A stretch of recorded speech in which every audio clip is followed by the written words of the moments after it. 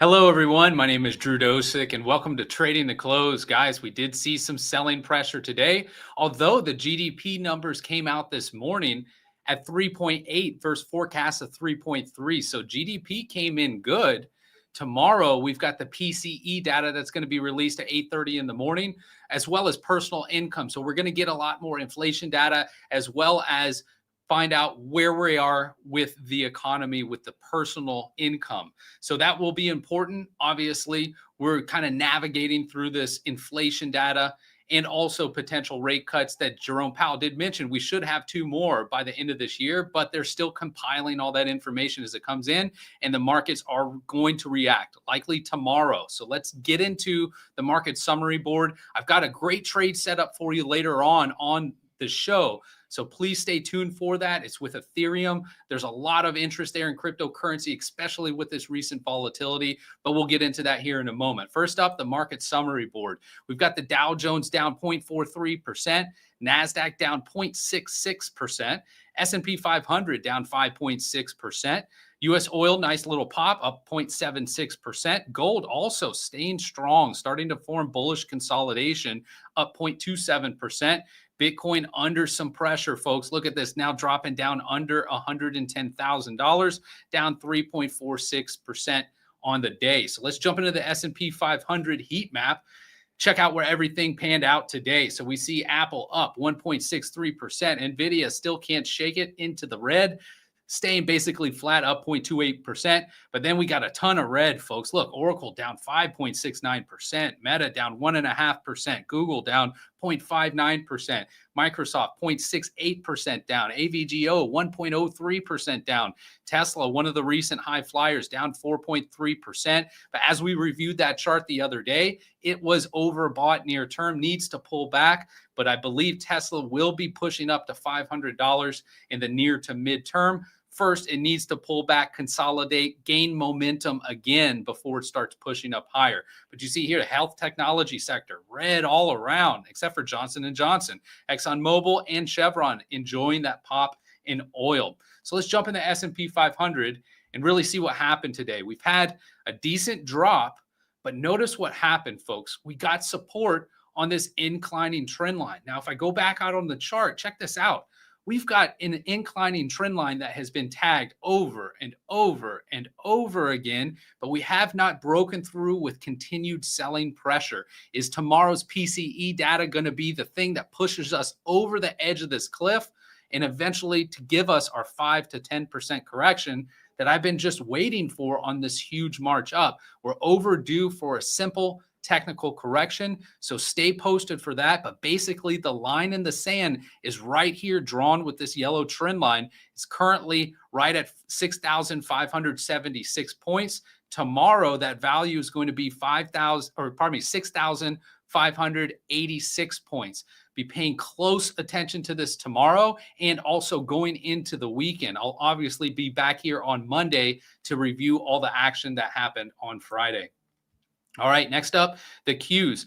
You saw on the S&P 500, we did sell off, but we've bounced right back, and the Qs are doing it too. Buy the dippers are amongst us everywhere. Any little fall down in the markets, drop like 2-3%, markets are gobbling it up. And really, I don't blame them, because as I displayed with that trend line on the last chart, every little dip has just ended up bouncing right back up on the charts, but that will end eventually, folks. Right now, though, Q's doing a great job to fight to get back up. We filled this gap, went down a little lower, then pushed up on the charts. Right now, closing right around $593. If we do have more selling pressure tomorrow with that PCE data, be looking for support right here at 583.39. Next up, SMH. Now we're starting to get some divergence going on here with signals as far as leading indicators. SMH is one of those leading indicators. What a great bounce that we're witnessing today on SMH, pushing right back up into where price action closed yesterday. Comparing that to the Qs in the S&P 500, we are definitely stronger in the semis, and semis usually lead the way, folks. So that tells us the markets likely aren't going to start breaking down right now, but we'll see. There's another indicator pointing towards it should start breaking down. We'll get into that here in a moment. First, check out where price caught support today. I've highlighted these trend lines for a while, and there's a reason, guys. These trend lines are literally like magical trend lines. I teach this stuff here at Verified Investing. Trend lines are one of my specialties. It's what I dive deep into on mastering the overnight trade, the sleeper hold. Speaking of which, we had another sleeper hold set up yesterday. I gave out to the live day trading room on Hood, HOOD. All the members in there thanked me this morning. Nice $5 decline in price action, snagging that when they get out of bed. Who doesn't like that? Wake up, bank profits. That's what I'm talking about, and that's what that course delivers. But back into this, the trend line analysis is really what gives you and illuminates great trading levels for you on the charts. Right here with this one is a prime example. You can see with the SMH, this high pivot here on February 25th, connected all the way over to this pivot on August 13th of this year. And you can see that price action came today straight down into that trend line and continued bouncing up. The low of the day literally was on that trend line. Fascinating stuff, and they really do work time and time again on the charts once you know how to draw these trend lines correctly. So where does that take us? If we're going to continue to bounce up, the 50% area, this parallel, is the next resistance. It is, as it does coincide with an inclining trend line right here at $330 on the SMH. Should we break down? Bottom end of the parallel at 306 is that support.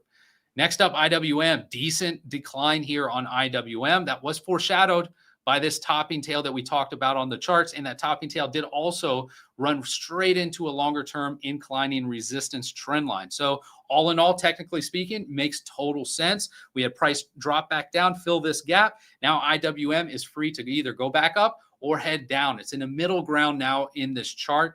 No clear direction as of now, as it's broken the bullish consolidation. So should we retreat more? Solid support will be down here at 233.22.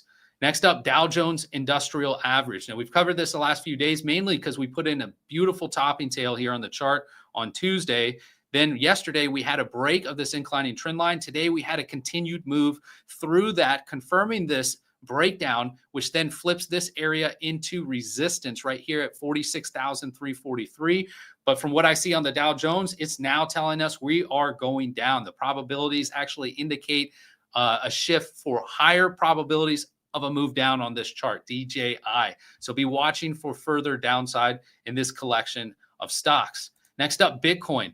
As we see here with Bitcoin, here's the other leading indicator, folks. If you understand cryptocurrencies, you know quite well, crypto is a risk on asset. Now, yes, Bitcoin is being used for a number of different reasons now. A lot of companies are basing their whole business off of Bitcoin, buying, holding, and waiting for a longer return, as well as mining these coins, right? So there's a lot of interest in picking up Bitcoin, but Bitcoin is falling. That tells us risk is coming off the table. We got both the Dow Jones coming down, saying we're about to break down, and we have Bitcoin, the main leader in cryptocurrency field, breaking down on the chart, not holding this inverse head and shoulders. So both of those things tell me we should be going down, but the SMH is fighting this trend and pushing higher. I think the PCE data tomorrow will paint a better picture, and either the SMH will come back or Bitcoin will start going higher. That's what I'm anticipating tomorrow. Be watching the charts at 8:30 in the morning to see what happens in that front. Okay, so where's Bitcoin going to go from here? Well, on the bigger picture, as long as price doesn't get down underneath this low pivot, we actually have a really good shot of bouncing back up to this trend line up here, right around $117,322. But it will be critical to watch where price action today and tomorrow go.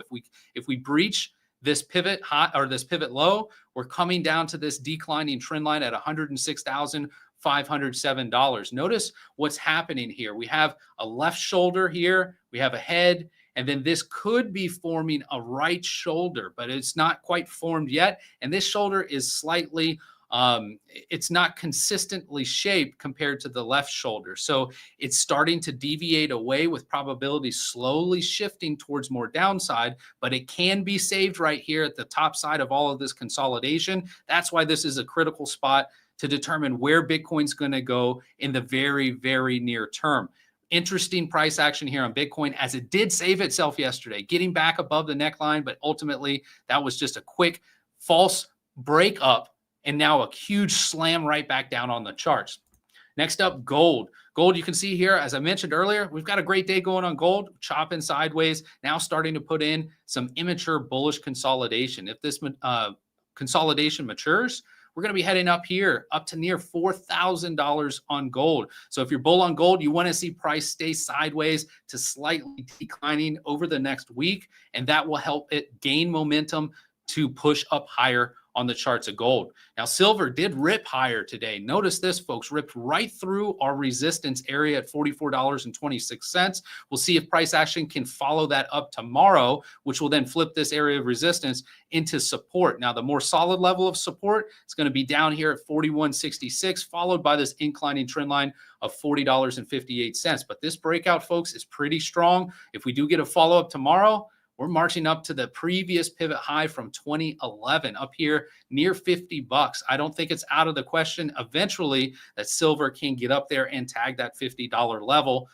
Maybe more midterm. We'll see how this sorts out, as silver is overbought near term, as you see down here on the RSI, pushing 78 on the daily, and on the weekly, it's even higher at 79.6. That's all implying we should at least consolidate or have a little pullback so this RSI starts to level out, which then too could give momentum for silver to break higher on the charts.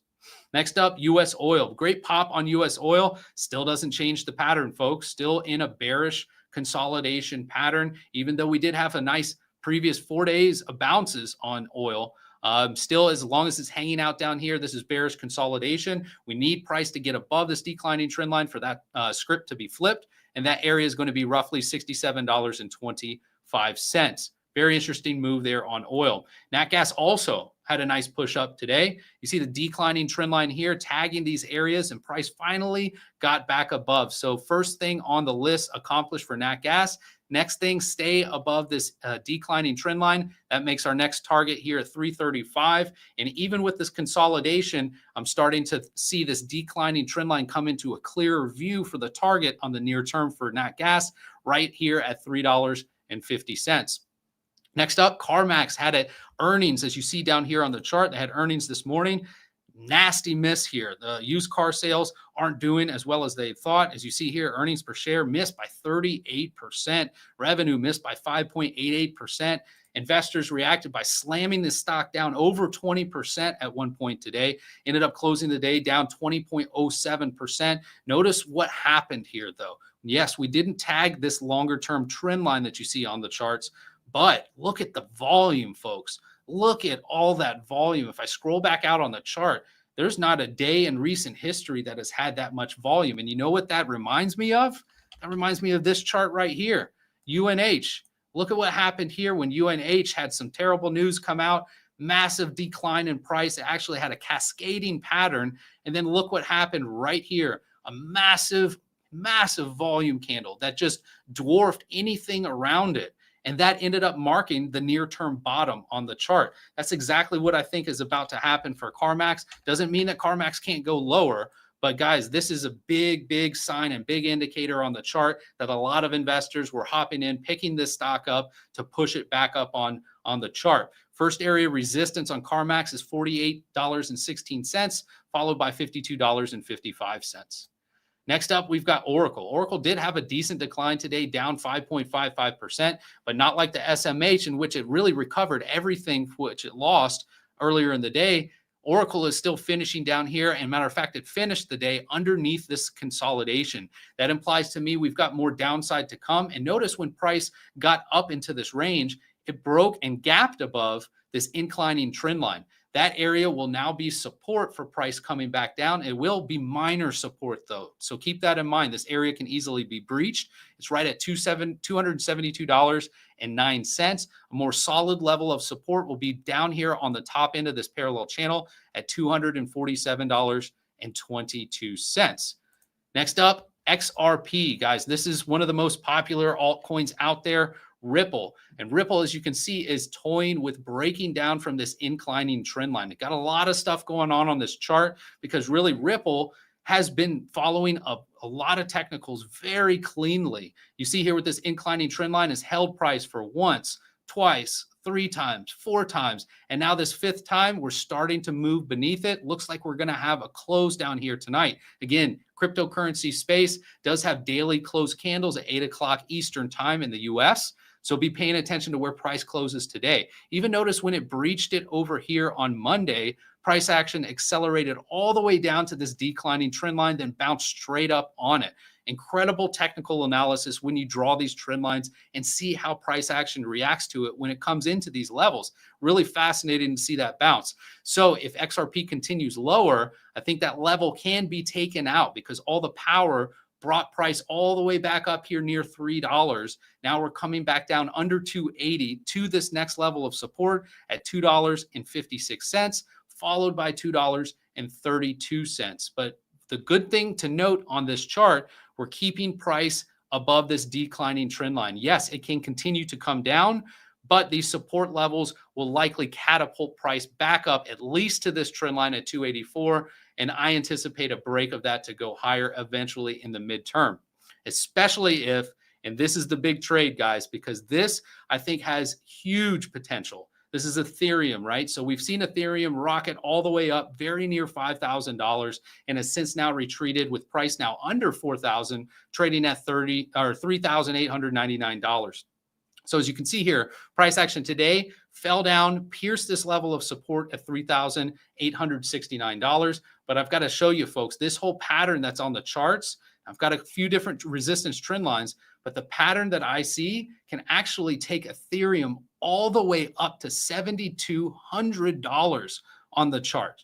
So that tells me as long as we get pullbacks right here to the support level, and then the next pullback level down here near $3,500, those are all ample buying opportunities for a potential move up of 100%. Give me that opportunity. Come on down. Price is right style. Come down to $3,500.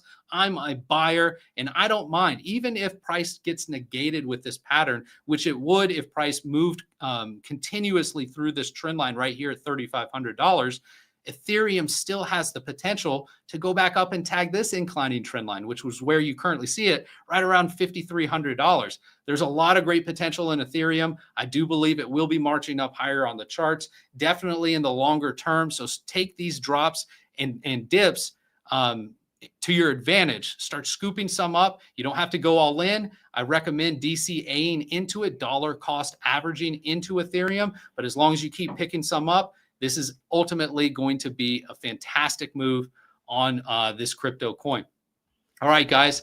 Thanks so much for tuning in. Don't forget to like and subscribe to the show. Also, please share this with your friends. I want to help them become financially independent, much like I've done and all the traders here at Verified Investing. Thanks again. I look forward to bringing you guys some more content on Monday. Till then, take care. Have a great weekend, folks. See you next time.